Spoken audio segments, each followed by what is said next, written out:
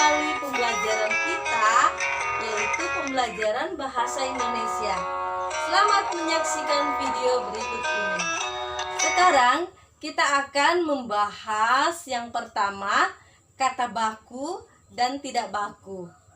Kata baku adalah kata yang pemakaian dan penulisan disesuaikan dengan ejaan bahasa Indonesia yang sempurna.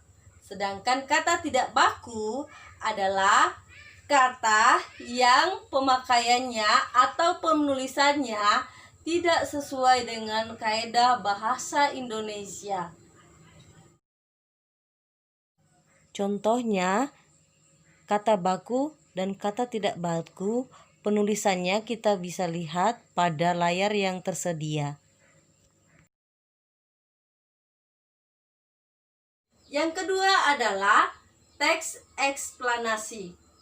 Teks eksplanasi adalah teks yang menerangkan suatu proses yang bersifat ilmu pengetahuan alam seperti gejala alam yang terjadi dan proses arus listrik dan masih banyak lagi.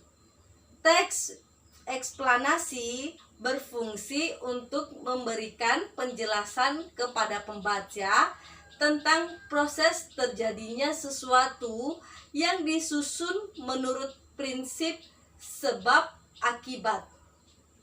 Teks eksplanasi terdiri atas pernyataan umum atau pembuka, deretan penjelas atau isi, dan penutup atau kesimpulan.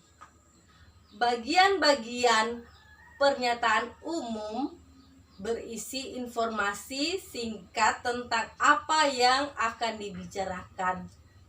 Bagian deretan penjelas berisi urutan atau uraian tentang peristiwa yang terjadi yang dijelaskan secara bertahap. Bagian penutup adalah kesimpulan yang berisi interpretasi atau pendapat singkat penulis tentang topik yang dijelaskan.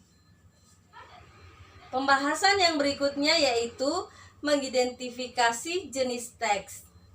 Paragraf yang baik harus memenuhi kriteria sebagai berikut: memiliki satu ide pokok atau pikiran utama dan beberapa pikiran penjelas.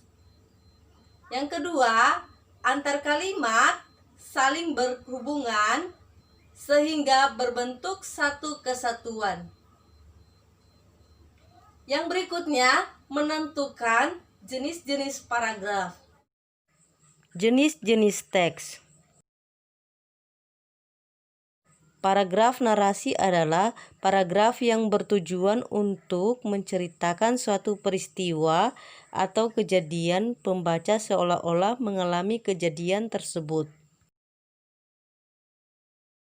Paragraf deskripsi adalah paragraf yang menggambarkan suatu objek dengan tujuan agar pembaca merasa seolah-olah melihat sendiri objek yang digambarkan tersebut.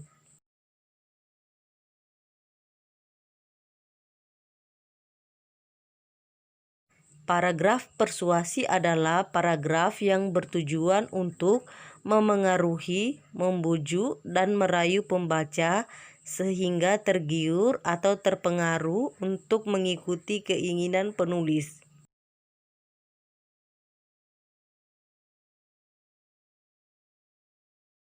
Paragraf eksposisi adalah paragraf yang memaparkan dengan sejelas-jelasnya sejumlah pengetahuan atau informasi.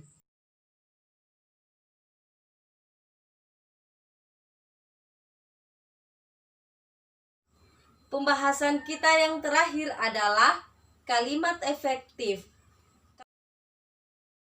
Kalimat efektif adalah kalimat yang tersusun sesuai dengan kaidah penulisan yang berlaku dan memerhatikan penempatan tanda baca serta pemilihan kata yang memiliki maksud yang rancu dan tidak berbelit-belit. Berikut adalah ciri-ciri penulisan kalimat efektif. Yang pertama, pemilihan kata yang tepat. Yang kedua, memiliki unsur utama dalam kalimat, yaitu subjek dan predikat. Yang ketiga, hemat, tidak menuliskan kata yang bermakna sama.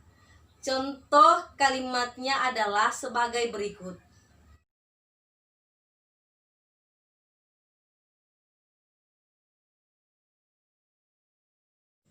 Contoh kalimat efektif, penyebab banjir adalah pembuangan sampah di hilir sungai.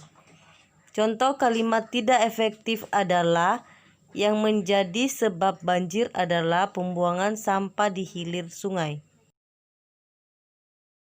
Berikutnya, contoh kalimat efektif, semut adalah serangga berkaki 6. Contoh kalimat tidak efektif, semut adalah merupakan serangga berkaki 6. Demikian pembahasan kita hari ini. Selamat mengikuti ulangan tengah semester. Tuhan Yesus memberkati.